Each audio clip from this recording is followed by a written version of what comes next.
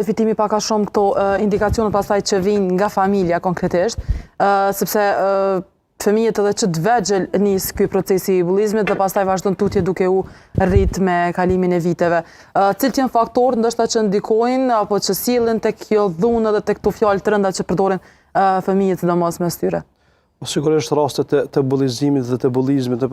nëpër institucione po edhe nëpër familjet tona në shoqëri nuk janë të pakta. Mirë, po fatkeqësi tek ne është se rastet e tilla domethënë paraqiten shumë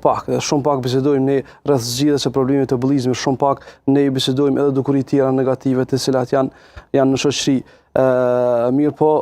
problemi ekziston, ajo çka prej neve kërkohet është të japim alternativa në mënyrë që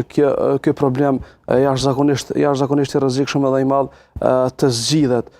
Sigurisht ne folëm deri tani që bullizmi dhe bullizimi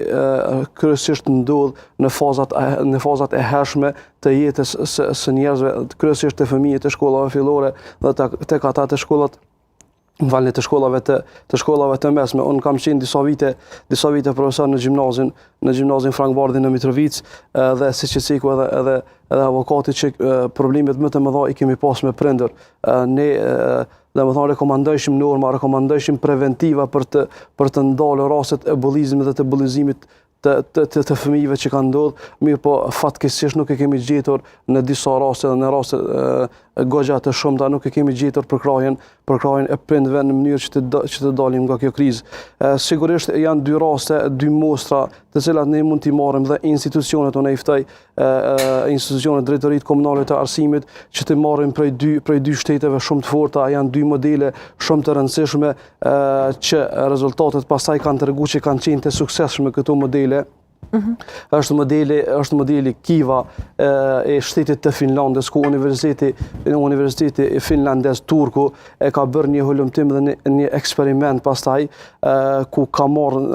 disa nxënës të disa shkollave fillore dhe të mesme dhe e ka inskenuar një rast të bullizimit ku fëmijët e shkollave fillore dhe të mesme kanë qenë spektator. Mirë po institucioni drejtoritë e arsimit i kanë, si më thonë, i kanë dhënë presion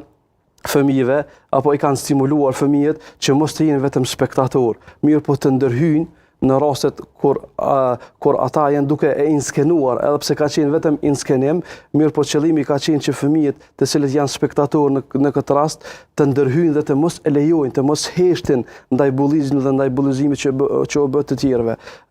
Rasti, domethënë, e këtij eksperimenti ka dalë pas një viti që është bërë hulumtimi tjetër, ka dalë që 50%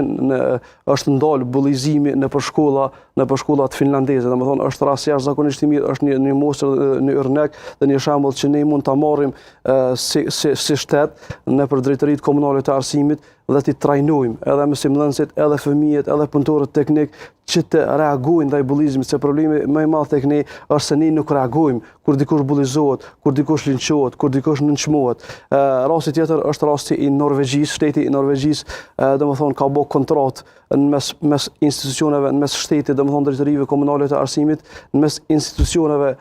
shkollore dhe mes të prindërve. Pra nëse një rast ndodh nëpër shkolla dhe nuk paraqitet ose për kujdestarët klasës, siç e ceku edhe avokati, ose për prindit, atëherë automatikisht shteti i Norvegjisë merr masa dhe e padit ose prindin ose kujdestarin e klasës ose shkollën për rastin të cilin nuk e ka paraqitur dhe nuk e ka